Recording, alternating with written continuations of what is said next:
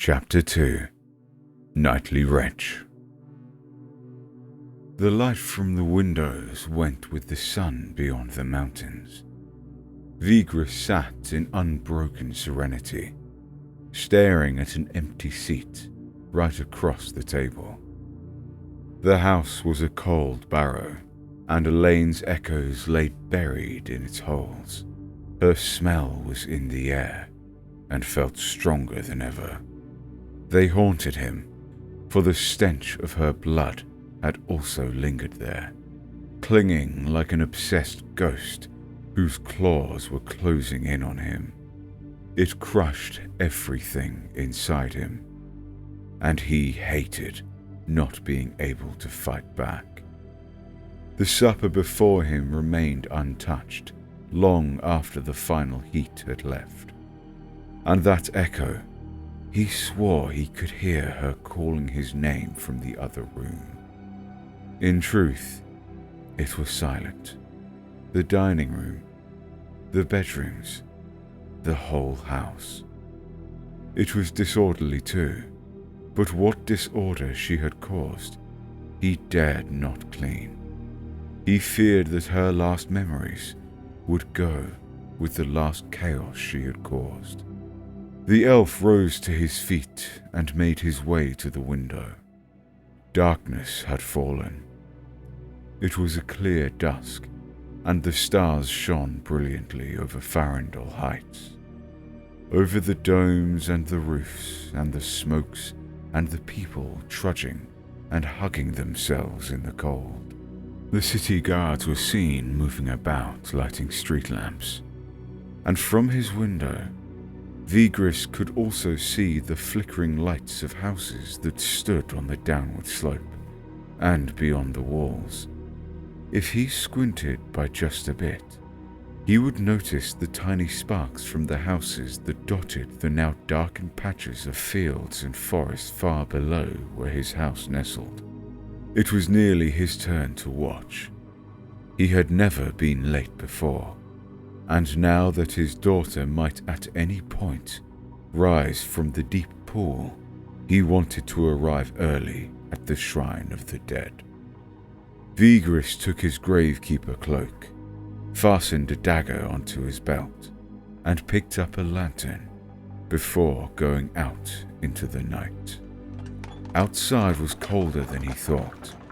Summer had left no mark, and autumn had her full sway over the land. He took a deep breath of fresh air and started to climb the street, the cool breeze blowing on his face. His mind wandered, however, even quicker than his pace. There were images of the underrealm in his mind, conjured up from his memory. As he reached the top where the ground leveled beneath his feet, the shrine stood alone at the end of the road, poking its dome through the sea of buildings, an imposing structure as one of the 6 shrines left in Treston.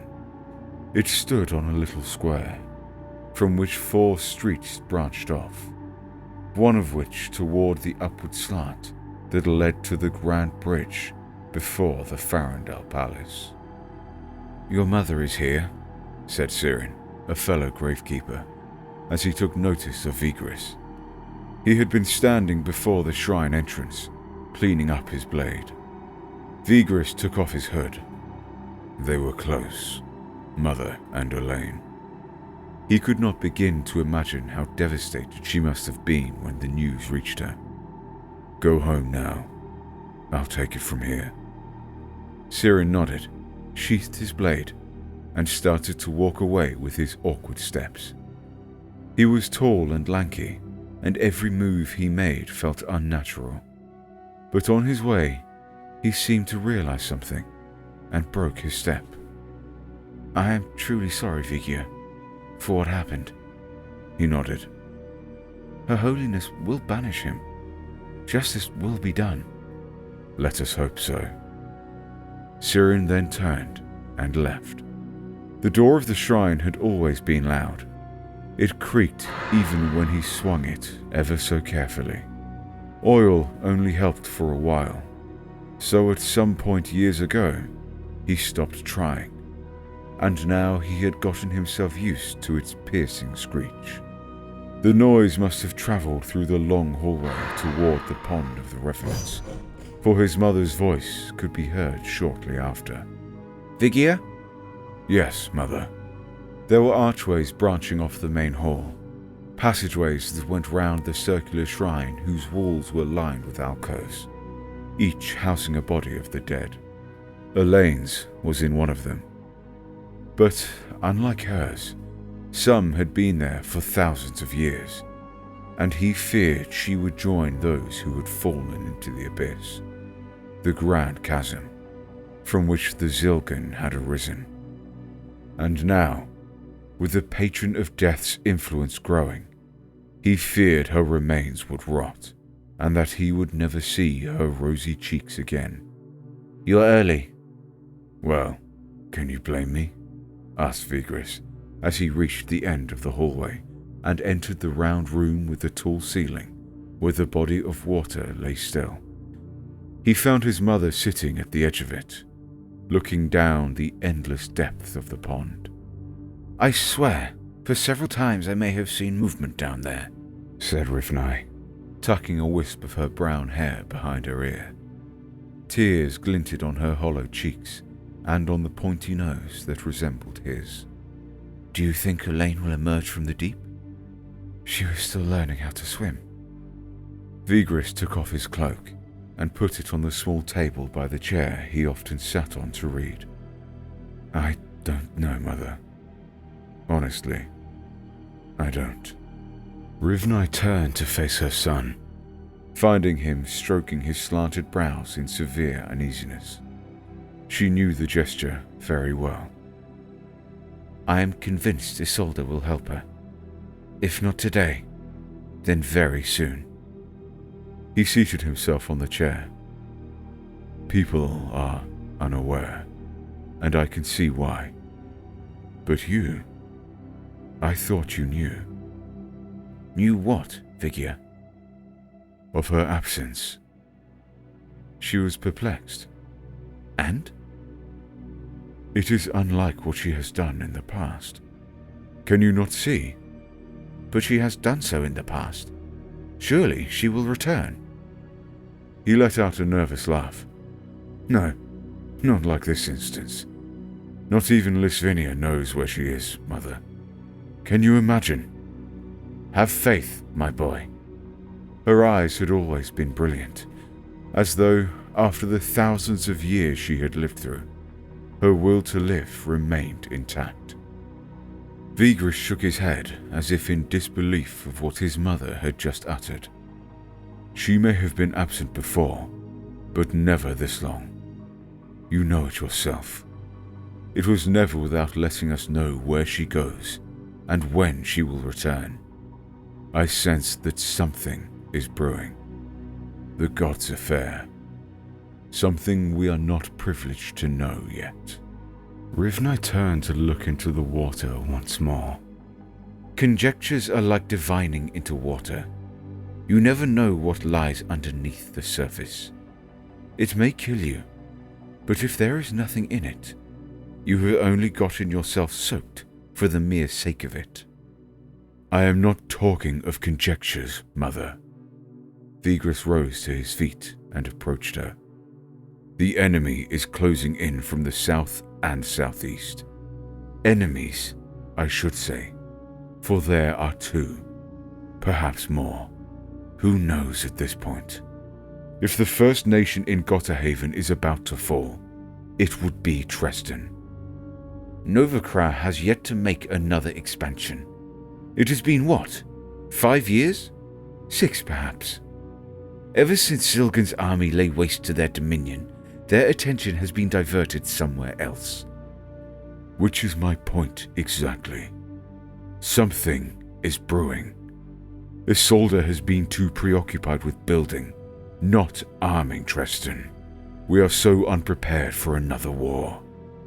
Rivnai shook her head and stood up. I don't want to talk about it right now. I really don't. I have no energy to talk about politics when my granddaughter is fighting for her life in the Underrealm. You can find me in Olaine's alcove." And with that, she disappeared into the hallway. She left him standing there, stiff and awkward, both smarting in sullen resentment. One feeling misunderstood, the other feeling disregarded. He sighed when her footsteps disappeared around the corner, and with heavy steps returned to his seat. There was a book he wanted to finish. It was about the history of the Danes.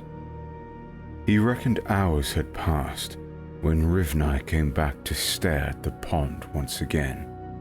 A few moments after her return, the main door creaked open. Footsteps were heard. Vigris put down his book and walked to stand at the mouth of the hallway. "Don't be alarmed," said a familiar voice. "It's just me." It was Akala. "You've heard?" The female elf came into the light. "News travels fast. I departed immediately when I heard about it this morning." "Oh, Rivnai, is that you? It's been a while." Vigris's mother curled a faint smile. "Did you come with Havain?" asked Vigris, as Elaine's biological mother walked to the edge of the pond. "No," she replied. "He's helping father with some household affair. The manor has been busy as of late." Akala's hair was still tied in a bun from the journey. The golden locks had reached below her waist the last time Vigris saw her. She had always been strong. Her composure had never left her or any of the Nerea family. They had to be the forefront of Isolde's dignity and pride as an old family and an integral part of Crystrillian mysteries. Tonight, however, he saw melancholy in those brilliant eyes. "Do you think she will find the light and return to us?" Akala asked as she stared into the depth of the pond. When silence persisted, she continued, "Or do you think the Grand Chasm will have her?" "Oh, don't speak of it," said Vigris. "I cannot bear to hear." "I shall ask for an audience with Our Lady. She would know how to help her." "Do you think I haven't tried? Her Holiness is absent. No one knows when she will return. If it takes too long, I'm afraid it would be too late." "Cease this nonsense, Vigia," said Rivnai. "It will not help Elaine, nor will it bring Isolde back any quicker." Akala turned around, her eyes narrowed. "The murderer, have they caught him?" "Aye," said Vigris. "But what do we do with the madman? Kill him? He would have a bigger chance of rising from that water than our Elaine. He needs to be banished straight into the Grand Chasm. We are left to our own devices, and we cannot do anything with them." "She will return," interrupted Rivnai. "What did Lisvinia say?" "Don't answer that. I know she must have said that Our Lady will return." Vigris shrugged. "If only she gave us a hint, Mother, I wouldn't have been as concerned. It has been weeks. 2. Only 2. Nay, more than 2, if I recall correctly. There hasn't been any audience with Her Holiness for some time, and people are starting to notice that it is different this time. If not already, then very soon. And we cannot provide them an answer. Lisvinia is silent. The murderer knew it, and he took his chance."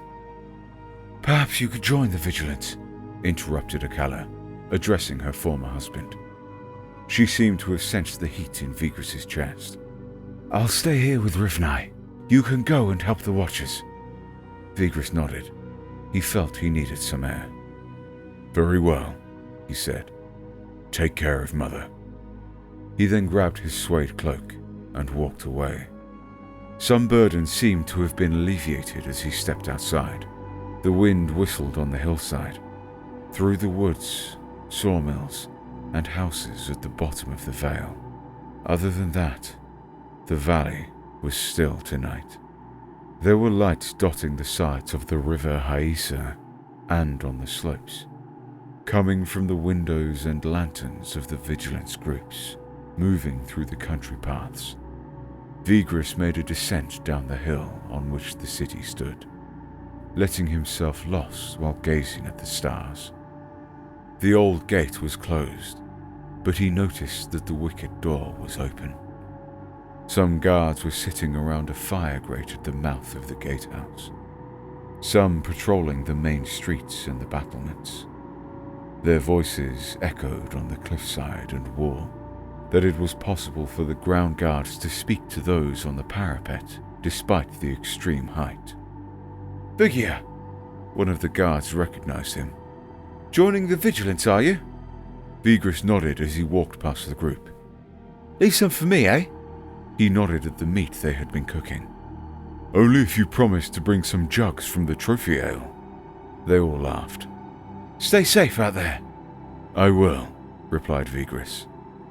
There were several old stables and houses outside the old grate, humble but carefully designed, built at the foot of the cliff.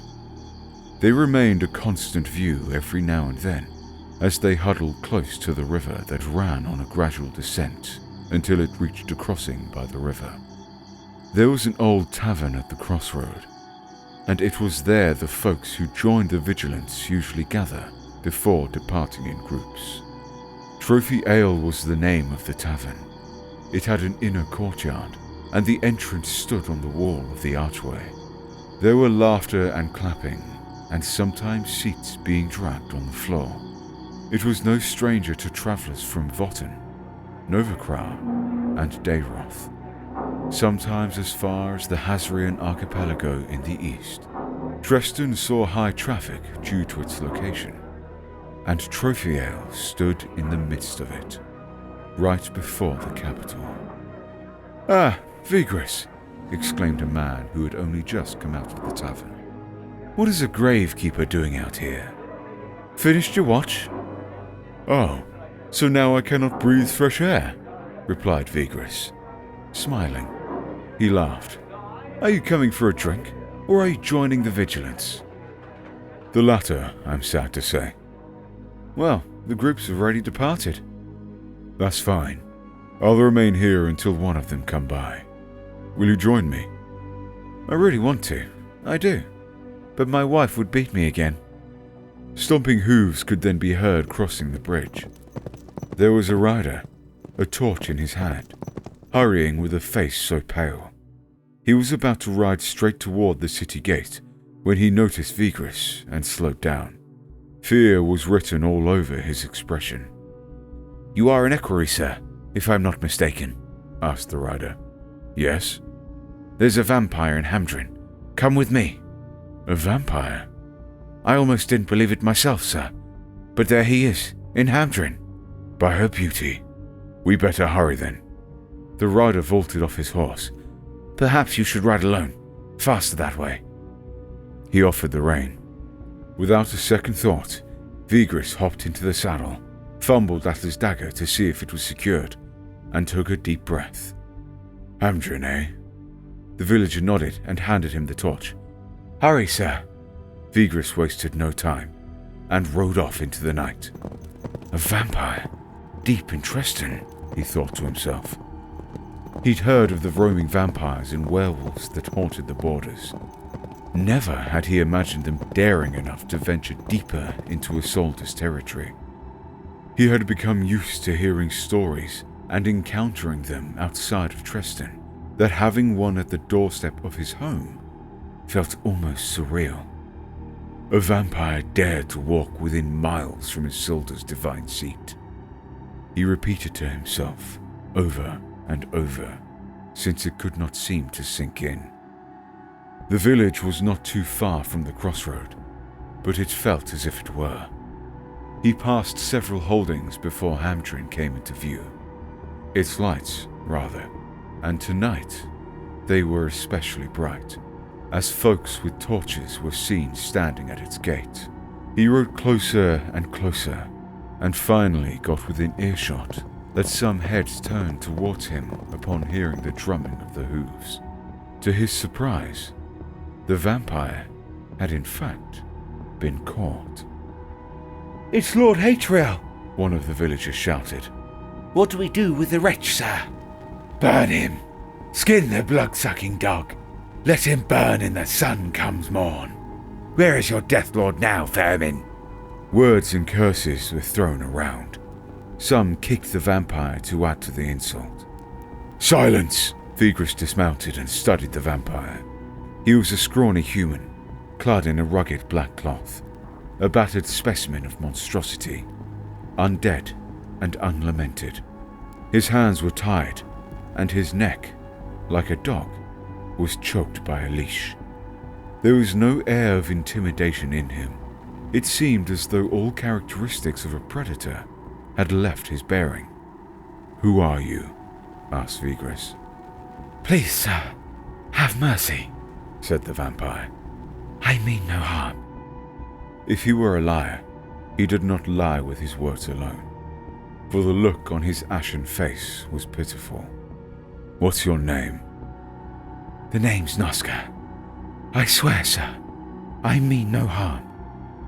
Why are you here, then? To see Isolde. I've come to seek refuge.